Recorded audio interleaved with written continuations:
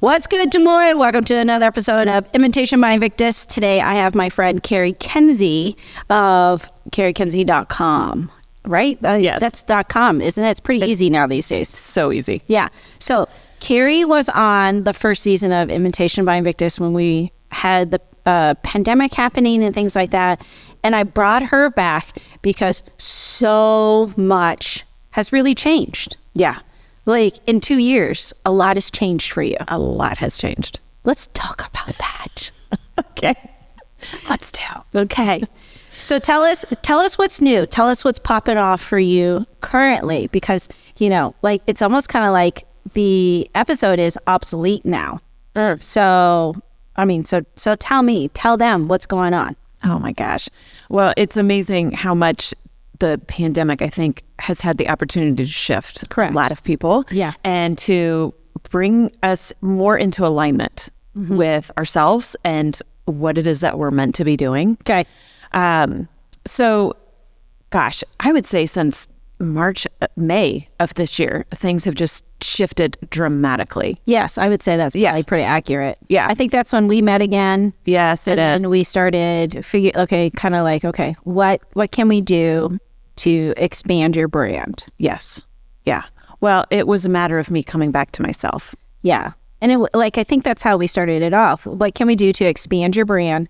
And then it turned into, what are we doing to focus your brand? Yeah, absolutely.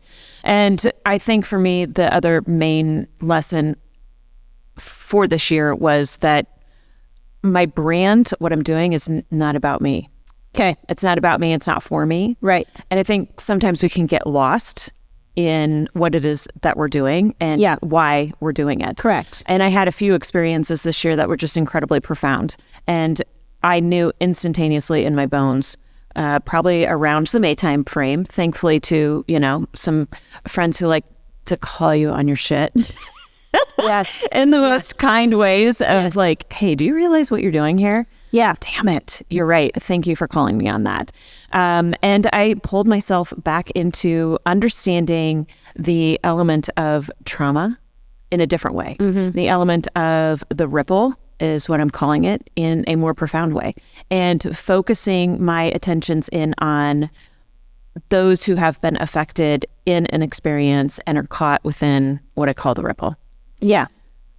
The ripple effect, essentially, of disaster. Well, it could be, it's even in this past 2 weeks, it's opened up even further for me. So initially it was the ripple of disaster. Okay. It was the effect that I sat within the ripple of Boston. And over the course of this year, I have met a number of individuals who were so detrimentally impacted by that event, who were in the ripple. They were behind the barricade. They'd never even made it to the finish line, but it's still buried under the rubble. But then it's the ripple of the expectation. It's the ripple of what we think it's supposed to be. I have worked with women who've had stage 4 cancer, but excused themselves out of the experience because they didn't have to go through a chemo, or the fact that they lived and somebody else didn't. So it's that ripple of expectation, what we think it's supposed to be. Yeah. And so that's where my heart is. That's where my passion is, to really bring an awareness and an advocacy to that, so that they also have the opportunity to be able to see themselves within an experience,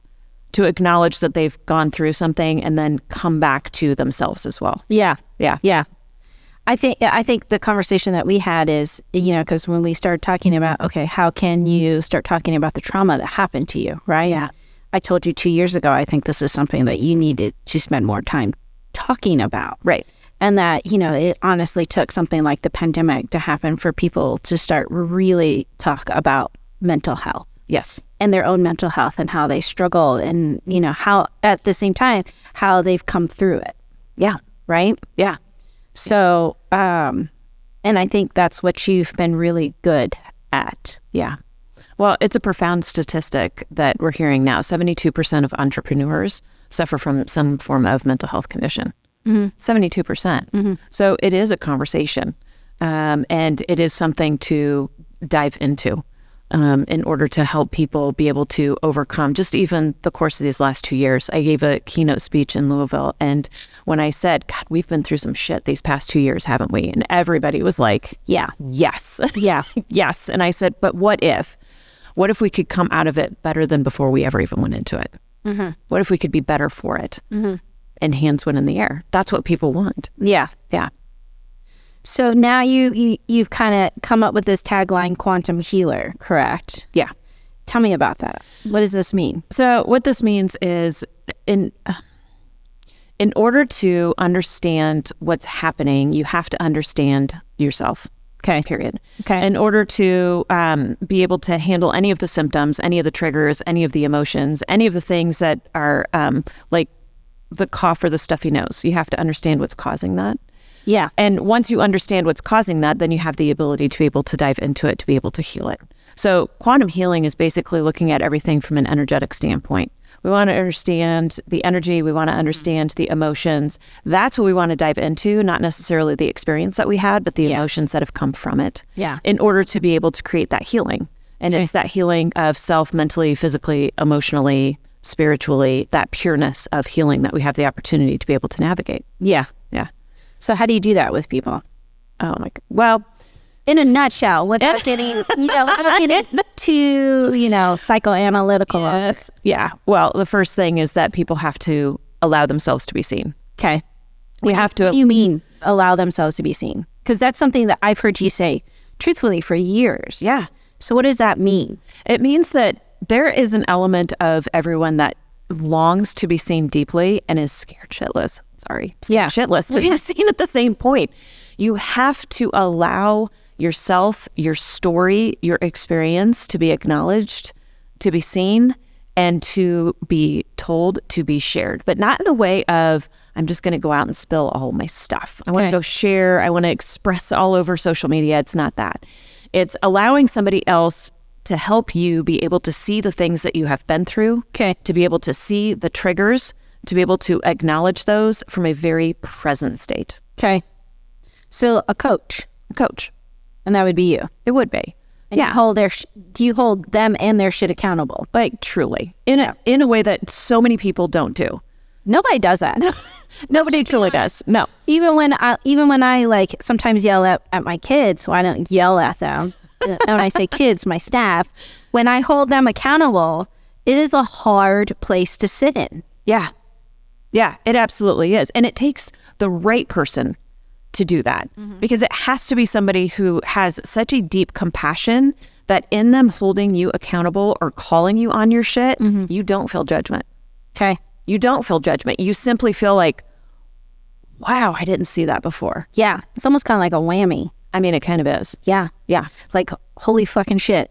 Yeah. She's fucking right. Yes. How in the hell did I not see that before? Yeah. Yeah. Yeah. And thank you. Yeah. Now that I know, I can do something different with it. Right. Yeah. Right. Okay. So you offer coaching services for that. I do. And then what else can you do to help people inside of this as well? Well, so actually my big drive for this coming year is in keynote speaking. Okay. Is in getting in front of audiences, to have the conversation, to share my story, to allow them to be able to see themselves within the experience that I have, which is hard sometimes because I have an extreme example, but my extreme example is of everyday occurrences. It's the stuff that happens all the time, right? We have explosions that go off. Yeah. So to talk in front of audiences, to inspire them and to walk them through kind of a 4-step process in how they're able to be able, even in a moment, to be able to see themselves and call themselves on their own shit. Yeah, yeah. Because somebody's not always there to be able to do it. And my goal is not to be your guru. My goal is not to be the one that you have to come through to for the rest of your life, to be like, this thing happened, tell me what it is. No, I want you to be able to do it, right? You want people to start recognizing what the patterns that they're doing and the self-sabotage so that they can start correcting it. Absolutely. Yeah. Yeah. Absolutely. So coaching, it's workshopping, it's keynote speaking. And then it's the ultimate is to be able to go into communities, to be able to talk with communities about the experiences maybe that the community has had on a large scale, because they go into the impact zone, and that's awesome. The people who were directly hit, they get support. Okay. It's the people who in the ripple, right, don't have the ability to have that conversation, which then creates a ripple of trauma a ripple of experiences, right? Where we think we've held it in the impact. All of a sudden, all these things are happening on the outside that need to be healed. Yeah. So that we can do community healing and then, affect generations, quite honestly. Yeah. So that's the ultimate. Generational trauma. Yes. Yeah. Yeah. I don't think people really realize that. I don't think that they understand how it leaves from one generation to another if you don't stop it. Right. Well, you have to acknowledge it. You have to. We simply pick up collectively, quite honestly, the things that are happening as an experience in the world. So if you take 2020, the pandemic, as an example, and I've talked to a lot of clients about this, and I honestly navigated through it myself. You may not have been directly affected by the pandemic. You may not have been directly affected by COVID itself. Yeah. But there was an energy. There was a fear, a collective fear. Oh, right. Yeah. There still kind of is. Yeah, there is. Absolutely. And it was so palpable that just by simply being and existing within this world, it was going to hit you on some level. Yeah. And for a lot of people, it may not have been the pandemic. It may not have been health, but maybe it was financial stability. Yeah. Maybe it was within the realm of relationships. Yeah. Right. But that fear, that collective hit everybody to some degree. Well, yeah, that's not a lie. No, absolutely not. Yeah. So unless you go in and you have the ability to be able to see that and to address it and to heal it, that's the thing that's going to affect generations. I mean, this is the one event that as a world collectively we experience together. 1,000%, right? For 2 months. Yes.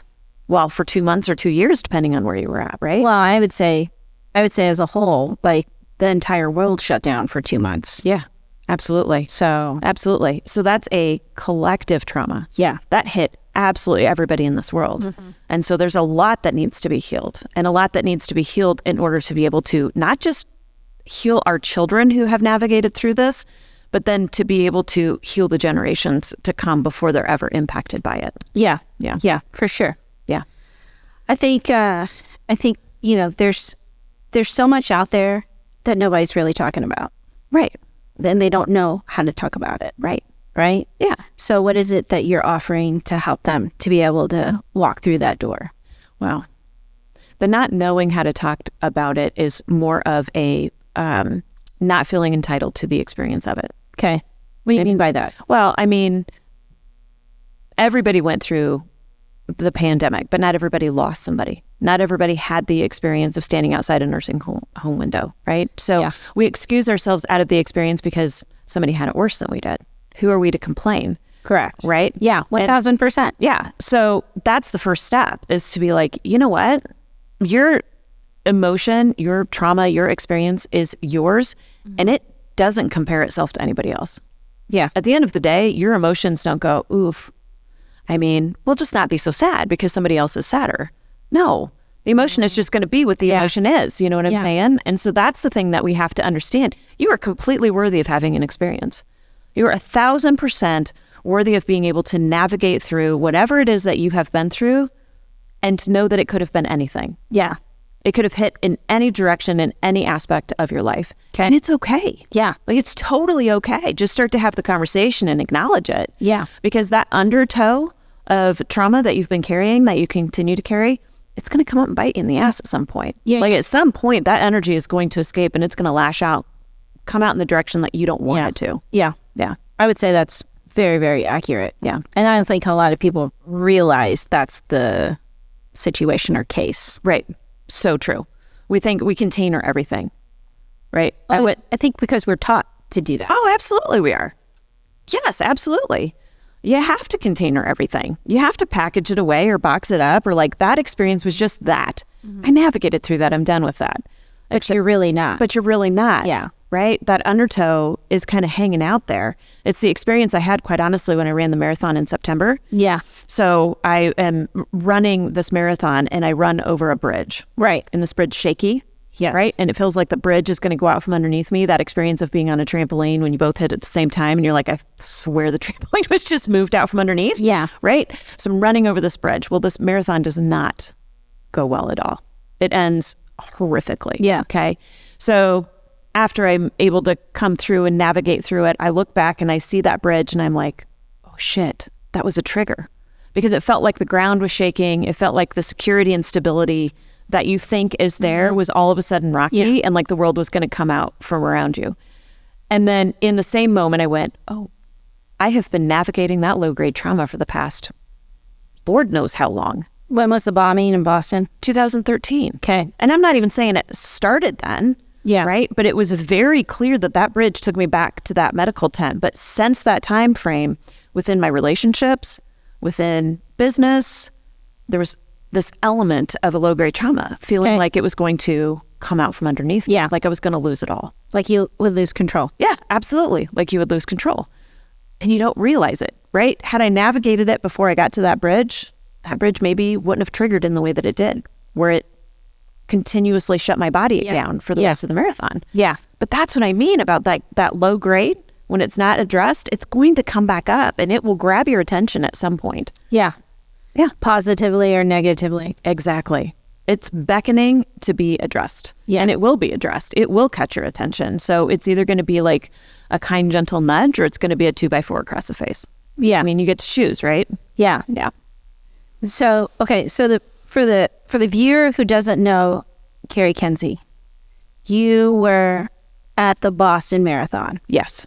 And you were where when the bomb went off? So I was in the medical tent. I had finished roughly 20 minutes before. Okay. And was in the medical tent, and I was waiting for, fluids or whatever it was that I needed at that time. Yeah. And that's when the bombs went off. Yeah. And my experience was still a profound experience by all accounts. Yeah. Right? I'm witnessing as they're bringing in the wounded. Yeah. I'm, walking outside of the tent being screamed at to run as fast as I can because I think there's another bomb happening. Yeah. I take off running. So I had a profound experience. Yeah. Except there's that voice in my head, which many of us had. Mine was just as audible as could be, that said, it's not your story to tell. And I turned and walked away, came home a spectator. I left the participant in Boston. Mm-hmm. And so that, because I did not address that, because I was in the ripple, I wasn't in the impact zone. I didn't lose a limb. I didn't lose a family member. Yeah. Everybody was fine. Yeah. And I tell you what, I tell this story and I will tell people, because this is the experience that people have. I will tell people that I was in Boston and that I had this experience. And one of the first questions they ask is, well, were you hurt? Yes. Everybody always says that. Everybody always says that. To be fair, I think it's like a compassion mechanism. It is, but what it does is it shuts people down. Yeah. Right? I had that. What do you mean when they shut down? Shuts them down because, well, were you hurt? So then all of a sudden that becomes my expectation of what the experience should have been. Their expectation of what it should have been for you. Yes. Yeah. Right? So then, no, I wasn't. Okay. No, I wasn't injured. Yeah. And I had that happen when I was in Louisville, actually giving this keynote speech. Right. A couple days later, a gal comes up. She's telling another gal about my talk. And the second gal says, oh my gosh, were you hurt? And this gal turns to her and comes to my defense and goes, that's not what it's about. That's not what it's about. It's not whether you have the physical injury or the actual diagnosis that justifies the fact that she had an experience. That's not it. Yeah. She just had an experience. Okay. And everybody gets to have the experience no matter how they had it. Correct. Right? Right. Yeah. Yeah. Who am I to tell you what your experience should have been? Right. I wasn't there. Exactly.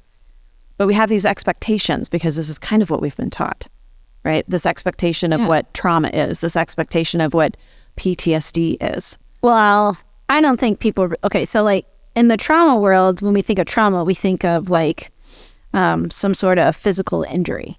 Sure. Right? Yeah, or like a big thing. Yeah, nobody really realizes that trauma can be defined as multiple avenues of whether it's physical, emotional, mentally, and then there's other physical attributes as well. Yeah, absolutely. Well, and it's a sliding scale. So what's traumatic for me may not be traumatic for you. Right. Right? Or what I pick up in this particular moment may have been additionally a negative experience, something that piqued my pinked my emotions in a negative way or caused me to lose a bit of confidence. Yeah. I mean, that could be as simply as what it needs to be in order to have that kind of traumatic experience occur. Yeah. Do you think trauma and PTSD go hand in hand? I think that they potentially can. Okay. I think they potentially can. I think that to me, PTSD is a trauma unrecognized. Okay. And it's something that continues and lingers, but I don't think it has to look like the consistent recurrence of the event happening in your mind. Okay. I mean, as I look over the definition, that's kind of what it looks like. I never had that experience, but I had profound PTSD. Yeah. Right? It was simply that I took and I shoved everything aside. Yeah. I tucked it away. That's what I think kind of helps to maybe accelerate that trauma within you. Yeah. Okay. So Boston Marathon 2013. Yeah. Medical tent. Yeah. You walked away as a spectator. Yep. And then what happened to you as the years went by? Profound illness. Such as? Chronic Lyme disease. Yeah. Multiple autoimmune conditions. Yeah. Epstein-Barr, Hashimoto's. Just basically a Complete body shutdown. like a fucking grocery list of shit. I mean, if there was another doctor I could have gone to give me another diagnosis, they probably would have. Yeah. It all started as depression, of course. And Okay. when I say my wake-up call it was truly in 2014, not even 2013. You would think having gone through that experience would have been that would have been you kick in the ass to be like, Yeah. hey, something's going on here. No, it took me till 2014 when I end up in a doctor's office, a specialist that I had not seen. And I go in, sit down. I have insomnia so bad. I haven't slept in days. I can't sign checks. My muscles are cramping so bad. I feel like I'm having a heart attack. Yeah. I'm having seizures standing. Name it, right? Yeah. But he comes into that office and he sits down. He looks at me and he says, look, I don't have anything that's going to be able to help you. Like, I don't have anything in my toolkit that's going to make you feel better, but here's what I can tell you. Okay. You're not depressed. You're not depressed because I've never known a runner who's been depressed. And the wake up for me, the lightning bolt for me in that moment was like, oh shit, he saw me. Like, he didn't look at my chart. He didn't see the insomnia. He didn't see all of those symptoms. What he saw in that moment was me. Okay. And then I realized that's what I have to do. I have to see me. I'm the only one who's going to be able to heal me. I'm the only one who's going to be able to acknowledge the experience that I've been through. I'm the only one who's going to be able to navigate this journey. It's me. Okay. And that's when I picked it up. And that's when things started to shift for me. So what did you start doing? So I really started to listen to my intuition. Okay. I started following the signs, as people say, right? Yeah. So you're like, oh, I heard that 3 times. That's got to be for me. And it was, right? But this is how I figured out diagnoses. I became intensely aware around things. And in 2016, I found myself at a conference that gut instinct where the email comes through and you're like, I don't even know what this means, but yes, like I'm signing up for it. And I end up there and it completely shifted my life because at that conference, I was introduced to this idea of neuroscience, of epigenetics, of the quantum realm, of understanding that the experiences that we have and the energy that we carry manifest and create the reality that we live. That's what I started to understand. That's some real shit right there. That was the real shit. Yeah. But I tell you what, that's when everything changed. Okay. That's when I was finally able to overcome the illnesses. Yeah. People don't generally overcome chronic Lyme disease. No, they don't. They don't. Gone. Once you're stuck with it, you're stuck with it. Yeah. Well, I mean, that's the belief. Yeah. Totally overcame it. Yeah. All of it. Insomnia was gone overnight. When you understand that component and that realm, your life shifts in the most amazing ways. Okay. So 2016, you have this another eye-opening realization. Yep. And you just start deep diving into this. Yes. And then what happens? Well, and then I sold my business. Yeah. Yeah. So I owned a multi-million-dollar agency here in Des Moines. Correct. Trade show and event marketing. 2019, I get a text message. Hey, so if you ever think about selling your business, we should talk. This came from a peer of mine. Yeah. Without hesitation, I texted back and I said, I think you caught me on a good day. Yeah. This was intuition. I, of course, then did the gut check of like, what am I doing? Because I had no intention of selling my business. Yeah. So I sat, I got really present with it. I got super curious about it. And then I just knew it was the step to take. And within 45 days, that business was sold. That's fast. It is fast. For anybody who has sold a business, you know that this is like, this can be tumultuous. This can be like tedious as well. Very tedious, right? 45 days and 30 of which I was in Mexico, right? So when you understand these things and you allow that intuition, you can completely create something different. Since then, 2019, I have been in a deep dive of work, really understanding myself, really understanding the direction I'm supposed to go, and quite honestly, the purpose I have. And this year's when it all came into clarity. What's the purpose, Cari? What's the purpose? What's the purpose? Oh my God. Well, the purpose is to acknowledge the ripple. The purpose is to awaken people to their experience. Yeah. The purpose is to help people be able to heal so that we can have more compassion, so that we can be more inclusive, so that we can really start to shift the dynamic of this world in a profound, profound way. Wow. Yeah. That's a lot. It is a lot. It is so freaking exciting. Yeah. Like, I don't think I've ever been more excited about anything. I would say that's probably pretty accurate. Yeah. Yeah. You're fucking killing it. So. So much more to come. Yes. So if the viewer out there wants to get in touch with Cari Kenzie, what is the best way to do that? Wow. Website, Okay. CariKenzie.com. Yeah. I actually have a 5-day mini course to clarity. Okay. It's pretty freaking profound. I mean, if I do say so myself. Okay. So I invite anybody to jump into that. But yeah, Cari Kenzie or Instagram, Cari Kenzie as well. Pretty easy to find. Yeah. Like stupid easy. Right. But we also flash it in, in the podcast as well. It's like throughout it. So very cool. Okay. Well, Cari, I think that's pretty much close to our time. Again, if you guys want to have a conversation with Cari Kenzie, she actually lives here in Des Moines, so she's very easy to get in touch with. She loves coffee. I know that. I really do. Yes. Coffee. Sometimes she brings her kid Allie, who is her publicist. I do dig Allie. She is freaking the best. Allie Cat is the bomb. She is. Yeah. Old soul in a tiny little body. Correct. Yeah. Correct. I would say that. I remember one time I was like, hey, you want me to give you some pointers? She's like, yes, please. Because she likes taking pictures with the phone. Yeah, she does. Yeah. Again, CariKenzie.com, Cari Kenzie on Instagram. Yeah. You're on Facebook. You're on LinkedIn. All over the place. All over the place. Very easy. If they fill out a request form online, it goes straight to you. Correct? It really does. Yeah. There's nobody else in her organization except for her. Yeah. So CariKenzie.com. Cari, I'd love for you to come back and kind of give, I don't know, maybe some more pointers down the road. Oh my God, for sure. Yeah, I think that would be dope. Yeah, let's do it. Yeah. Okay. I will definitely have you back. But again, if you guys are interested, CariKenzie.com, I'm telling you, you will not be disappointed having a singular conversation with you. Because it's fucking mind-blowing. It really is. Rachel, what do you think?